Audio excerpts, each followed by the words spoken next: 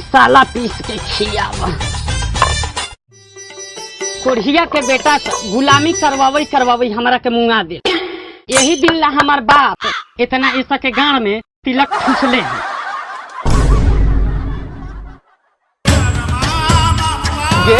काहेला इतना उंकल बारे उंकल छोड़ा दियो का सवेरे सवेरे काहेला बारे टटराई एगो मरद होता बाहर में कुछ करल ओही में तू अंग्रेजी पा देता रे। कोढ़िए बेसी लबर लबर बोलला ना तो लोलवे पूछ दे हम अंग्रेजी पा दे बड़ी।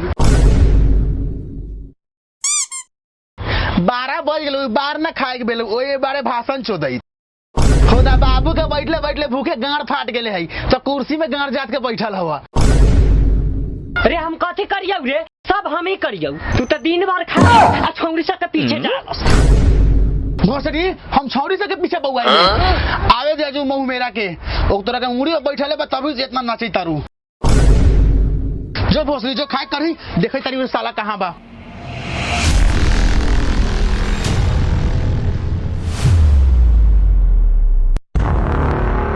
काले जी तसवा भौजाई से खूब मजा लेत ना बारे। चुप साला अभी मूड खराब हो चल जो। अच्छा चल तारी तो बापा से हम बतवाए। प्रणाम धर्मेंद्र का। खुश रह बउआ खुश रह। बुल्हारी के माँ जा तू नहीं तारो तो के हाथ के खा के खूब गाँव चर्बी आवत ना बारो। अरे साला हमर का गार चर्बिया साला नालायक बेटा नालायक पतो मिलल बा साला लोग तो 12 बज गेल अभी तक ले साला घर जात के बैठल बारी साला बुझा दे पेटे साला हमर गार पाटी तरे साला हनी। अच्छा लूटा लूटा बाहर नया पतो आयल हवा चलबा का खेत ओरी जाई तारी हम जो न रे साला अभी तक मुंह में तो अब तो न गेल भगवान तुको पेटो दलक देखो साला ढक के गेले थाहे पता नहीं की। देख तारा चाय वो पी के सारा गिलास तिलाक जही के तही बिक देले बा। जोरे में हमर नु गाड़ फटैता ये सब के कथी बा औरे खाइता पोरे पा दैता।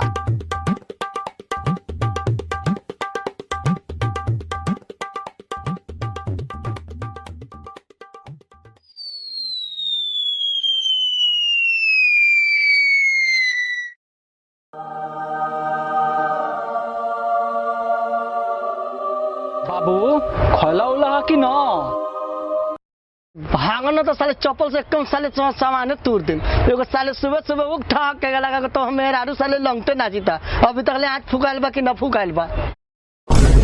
हे मर्द काहे गार माई तारा हो पूरा कोन के आरी ताम के चल अइली मेहरारू हमर खाना बना के खियाइए देल अब छोटका हुआ तो बाद में कुछो करव आ हम ये दोनों व्यक्ति पर रोक चलावल। हाँ साले अभी चूल्हा जरल बा जाना घरे पहले आवे दे आज कोढ़िया के आज हुनका के खाए की खिया बतारी आज खाए के न बनी। ये कहाँ बारे लिया खाला सब तो खाइए ले ले बा बड़ी जोर से भूख लागल बा।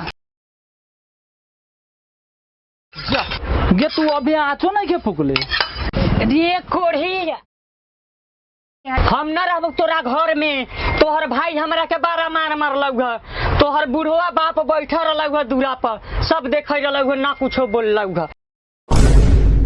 रे साला जितसवा निकल घर में से कहाँ बारे रे आज तोरा से फरिया लेम साले के।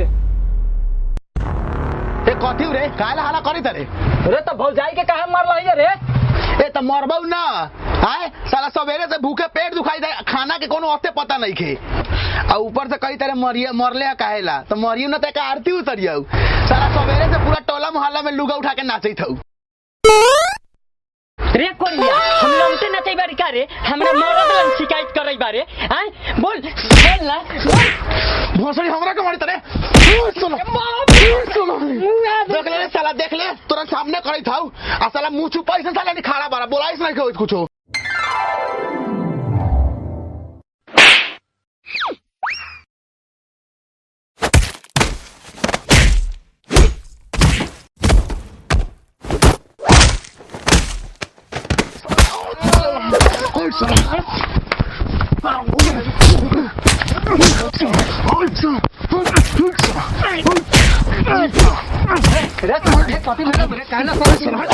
हाथ कोढ़िया होने हमरा घर के कहला मत कोढ़िया हमरा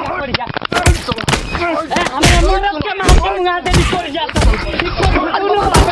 बाप रे साला रे तो चल कोढ़िया चल बटवरा चल साला जो फाटी गेले चल रे सोना हे रे काल लई दे तुम हे रे काल लई दे काल लई तर साला हमनी के फाटा फाटी कर अभी अरे चलो ना पंच साहब ने चाहते से पंच साहब से फाटवा दे सर काल लई तर आपसे में जगह बुढ़ बापो के मार देला कोनी चल चल पंच लोग चल चल बाप रे बा हमरा के त मार के गिरा देल कोनो ना जाई मुखिया सरपंच लंग बंटवारा ऐसे ना होई हमार भाई बाप जौले ना आई तौले ना होई बंटवारा